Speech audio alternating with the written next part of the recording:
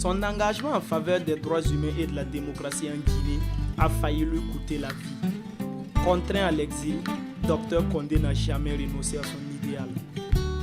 J'ai connu l'exil en 2001, lorsque j'ai quitté mes fonctions de ministre de la Sécurité, sur la base d'un désaccord entre le gouvernement du général Lansana Conté sur la gestion de l'arrestation de l'actuel président de la République de Guinée, le professeur Lansana Conté, et puis d'autres questions liées à la transparence, à la lutte contre l'impunité et la lutte contre la corruption. Aujourd'hui directeur exécutif d'African Crisis Group, ancien ministre, ancien secrétaire général du Conseil national de la transition et ancien médiateur dans la crise guinéenne, Dr Condé met son expertise au service de son continent. Je suis un Africain d'une certaine expérience qui, après avoir occupé des fonctions dans son pays, se met à la disposition de son pays et de la sous-région, de l'Afrique d'une manière générale, pour rembourser un peu tous les investissements qui m'ont permis d'être ce que je suis. C'est une initiative panafricaine, une nouvelle initiative africaine, et nous souhaitons que la jeune génération puisse se saisir de ces initiatives pour dire encore une fois que nous, Africains, cadres africains, nous sommes missionnaires, nous sommes commissionnaires. Ceux qui ne savent ni lire ni écrire sont encore majoritaires sur notre continent. Et puisque la démocratie, c'est la volonté et la voix de la majorité, notre mission, c'est de pouvoir interpréter, décoder et transmettre l'expression, la volonté et les réalités de vie de ces 70% d'analphabètes qui constituent la base de notre société. Et intellectuellement aujourd'hui, les cadres africains sont en mesure de le faire. Donc la jonction entre les valeurs traditionnelles et les valeurs modernes pourra se faire et cela peut permettre la mise en place de réformes qui peuvent accélérer, qui peuvent garantir et la paix, et la sécurité, et le développement. De 1958 à nos jours, la Guinée a connu une vie politique instable. Quelles peuvent bien être les raisons d'une telle situation dans ce pays qui a osé dire non à la France coloniale? En ce qui concerne la Guinée, c'est vrai que notre pays a connu une série de transitions. La première transition, c'était à l'indépendance en 1958. La Guinée a été le premier pays de la sous-région à dire non lors du référendum de 1958 du général de Gaulle. Donc, incidemment, la Guinée est rentrée dans une phase de transition, je veux dire, un régime d'exception, c'est-à-dire une gestion de souveraineté sans apprentissage préalable, mais avec la forme volonté d'assumer son indépendance. Jusqu'en 1984, après la mort du président Ahmed Sékou Touré, le général Lansana Conté et les militaires, la junte militaire a pris le pouvoir. Une autre transition. À la mort du général Lansana Conté en 2008, le capitaine Dadis Camara a pris le pouvoir. Une autre transition. Les transitions politiques en Afrique sont très fragiles. Celle à laquelle Dr Condé a pris activement part a connu de nombreuses difficultés. Peut-on parler d'échec? On ne peut pas dire que la transition guinéenne n'a pas marché. Au contraire, la transition guinéenne a permis au Conseil national de la transition, CNT, dont j'étais secrétaire général, dont Mme Rabiatou Serra Diallo en était la présidente, de finaliser, d'écrire, d'élaborer et de finaliser la constitution de la Troisième République de Guinée à partir du mois de mai. Et ce travail a été fait. Le mois de mai 2010. Et en septembre 2010, le code électoral a été présenté par le CNT, les 159 membres du CNT, les 159 membres qui étaient représentatifs de toutes les couches socio-professionnelles, partis politiques, syndicats, sociétés civiles, et les 159 membres du CNT ont ardemment et durement travaillé sur l'élaboration et pour la promulgation des textes fondamentaux qui ont permis, après l'adoption et la promulgation du code électoral en septembre 2010, les élections présidentielles, et ce qui a permis au président élu, le professeur Alpha Condé, de prêter serment, d'être investi le 21 décembre 2009. Et du coup, à partir le 21 décembre 2010, à partir de ce moment, on ne peut pas dire que la transition guinéenne a échoué. S'il y a une date qui reste gravée dans la mémoire de tous les Guinéens, c'est bien celle du 28 septembre. Date de délivrance, mais aussi de deuil. La date du 28 septembre est effectivement une date importante pour nous.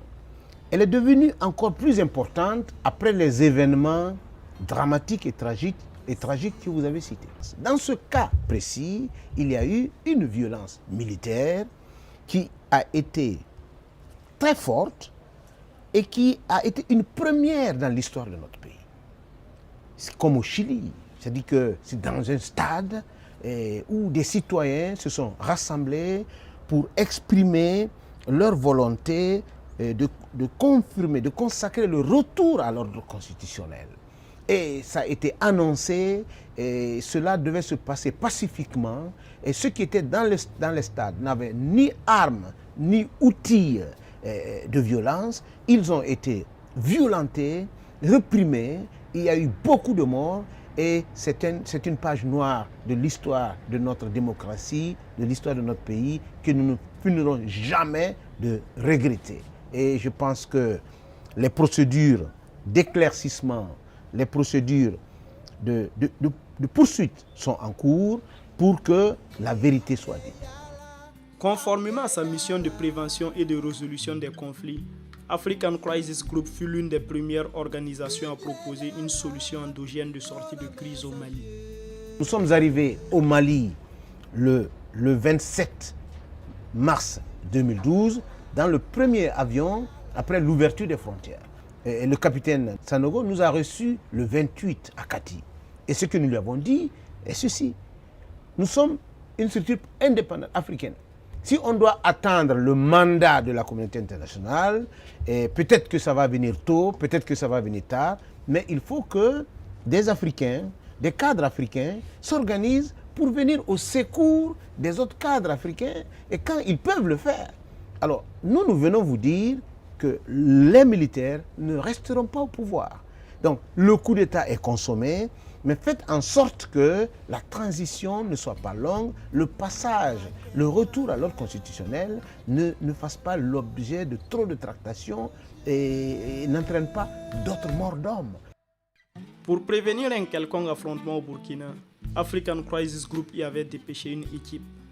Nous sommes arrivés au Burkina après l'annonce du dépôt d'un projet de loi par le gouvernement portant lever la clause de limitation des mandats. Nous avons senti que toute la péripétie sur le Sénat et sur l'initiative de référendum et finalement ce dépôt du projet pouvait aboutir à un affrontement. Nous n'avons pas vu venir l'insurrection, mais nous avons conclu à un affrontement au départ. Et nous sommes venus immédiatement pour rencontrer les différents acteurs. Mais la société burkinabé était en avance. La société politique n'avait pas tout le contrôle, de cette volonté populaire, éparpillée et très informelle. Premièrement, le gouvernement n'avait pas une idée de l'ampleur de la volonté de changement. Et finalement, la société, dans toutes ses composantes, religieuses, coutumières, femmes, jeunes, et plus la classe politique, étaient tous d'un côté, avec une bonne partie de la société, même de la majorité finalement. Donc le problème qui s'est posé était, il ne faut juste pas toucher à cet article. Et nous continuons ensemble. Sur la présence de Dadis Camara au Burkina et suite à la déclaration du président Michel Kafando qui trouve que Dadis n'est pas une priorité pour la transition, Dr Condé se prononce. Le président Kafando a parfaitement raison. La révolution du mois d'octobre 2014 au Burkina n'a pas été déclenchée parce que le président Dadis Camara est au Burkina. la culture d'accueil et de solidarité du peuple burkinabé est une longue et vieille tradition. Aujourd'hui, le monde est un petit village planétaire. Si vous êtes poursuivi, si votre culpabilité est établie, quel que soit le pays dans lequel vous vous trouverez, il n'y a pas de problème. La justice vous retrouvera. L'instabilité sociopolitique est liée à la fragilité des institutions étatiques en Afrique. Ce qui se passe au Togo porte sur la modification de la Constitution. Donc, c'est l'opposition qui demande la modification de la Constitution et c'est le pouvoir qui demande la non-modification de la Constitution. Dans le cas burkinabé, c'est, ma foi, le pouvoir qui demandait la modification et c'est la société qui demandait la non-modification de la Constitution. Nous sommes en Guinée, qui est aujourd'hui un pays à risque, parce qu'il faut le dire, à la différence du Mali, du Sénégal et du Burkina, la Guinée est un pays qui est confronté à une situation d'ethnocentrisme, c'est-à-dire qu'une méfiance entre les ethnies, politiquement, une méfiance politique entre les ethnies, et une crise de confiance entre les acteurs politiques qu'il va falloir corriger rapidement. Deux questions nous intéressent en Afrique. La lutte contre la violence, cet instinct de violence de l'Africain, comme une manière de résoudre les problèmes. Ce n'est ni dans nos cultures, ni dans nos traditions. Lorsque tu es croyant, on dit laisse à Dieu. Maintenant, vous voulez juger à la place de Dieu. Lorsque vous êtes au pouvoir, on dit c'est le pouvoir du peuple. Vous voulez prendre ça pour vous. Et ceux qui vous contredisent, vous les considérez comme des ennemis. Et en cela, vos partenaires sont prêts à inventer toutes sortes de mensonges, toutes sortes de rumeurs, pour que celui qui n'est pas d'accord avec vous soit votre ennemi confirmé. Il faut revenir à d'autres valeurs. Il faut faire en sorte que nous sachions que nos destins sont liés. Droit Libre TV, la web télé 100% droits humains, 100% liberté d'expression.